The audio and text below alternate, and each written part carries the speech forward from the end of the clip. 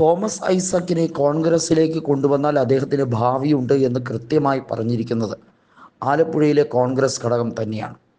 Thomas Isaac കോൺഗ്രസിലേക്ക് വരാൻ ആഗ്രഹം പ്രകടിപ്പിച്ചാൽ അത് ചർച്ച ചെയ്യും. കാരണം അദ്ദേഹം ജനകീയനായ ഒരു നേതാവ് തന്നെയായിരുന്നു. അദ്ദേഹം തെറ്റായ രീതിയിലുള്ള സമീപനങ്ങൾ എടുത്തത് ശരിക്കും LDFിൻ്റെ നയങ്ങൾ ഒരു മന്ത്രിസഭയിലെ അംഗമെന്ന രീതിയിൽ എടുക്കേണ്ടി വന്നത് മൂലമാണ് എന്ന് തുറന്ന് സമ്മതിക്കേണ്ട സാഹചര്യം മാത്രമേ അവിടെ നിലനിൽക്കുന്നുള്ളൂ എന്നാണ് ആലപ്പുഴയിൽ കൃത്യമായി കോൺഗ്രസ് പറയുന്നത്. നമുക്കറിയാം, ആലപ്പുഴയിൽ 3 തവണ, അതായത് 2006 മുതൽ 2021 വരെ നിയമസഭാ അംഗമായിരുന്ന തോമസ് ഐസക് ഏറ്റവും ഒടുവിലത്തെ തെരഞ്ഞെടുപ്പിൽ 31,032 വോട്ടുകൾക്കാണ് വിജയിച്ചത്. എന്നാൽ ഇത്തവണ ജയിച്ച ഈ ചിത്തരഞ്ജൻ്റെ ഭൂരിപക്ഷം 1/3 കുറഞ്ഞു.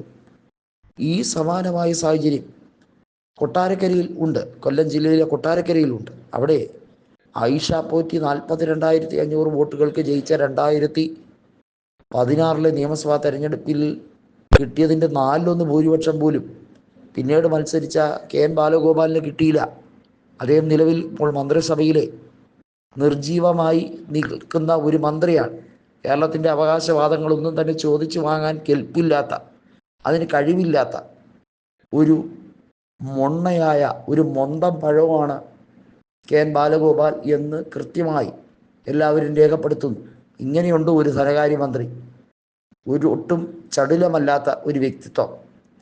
എന്നാൽ തോമസ് ഐസക് ആണെങ്കിൽ കുറേ അങ്ങോട്ടും ഇങ്ങോട്ടും കുറേ കഥകൾ, കുറേ കണക്കുകളെങ്കിലും പറഞ്ഞ് ബജറ്റിൽ കുറേ കണ്ണിൽ പൊടി ഇടുമായിരുന്നു എന്നാണ് UDF പറയുന്നത്. അത് വെച്ച് നോക്കുമ്പോൾ LDFിൻ്റെ മന്ത്രിമാരിൽ തോമസ് ഐസക് എത്രയോ ഭേദമായിരുന്നു എന്നൊരു ചോദ്യവും ഇവിടെ ഉയരുകയാണ്. ബാലഗോപാലും തോമസ് ഐസക്കിനെയും കൃത്യമായി കമ്പയർ ചെയ്യുന്നുണ്ട്. ബാലഗോപാൽ ധനകാര്യമന്ത്രിയായതിനു ശേഷം കേരളത്തിൽ കൃത്യമായി നോക്കിയാൽ ട്രഷറി കാലിയാണ്.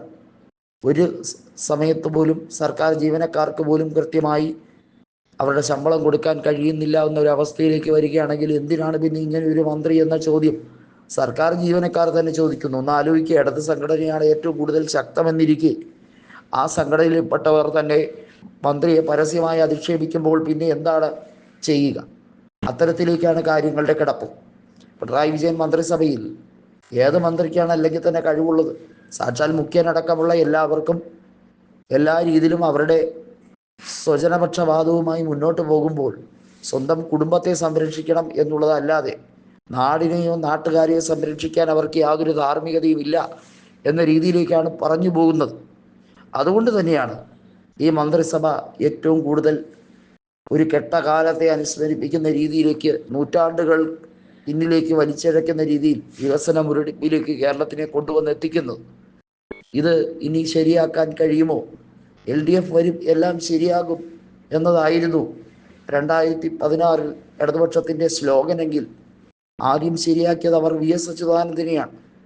മുഖ്യമന്ത്രി പദവി കൊടുക്കാതെ അദ്ദേഹത്തിനെ എല്ലാ രീതിയിലും എളിഭ്യനാക്കി വിട്ടു. ഇപ്പോൾ ധനകാര്യം തകർന്ന് കുട്ടിച്ചോറായി, ആഭ്യന്തരം അതിലും രൂക്ഷമായി തകർന്ന് തരിപ്പണമായിരിക്കുന്നു.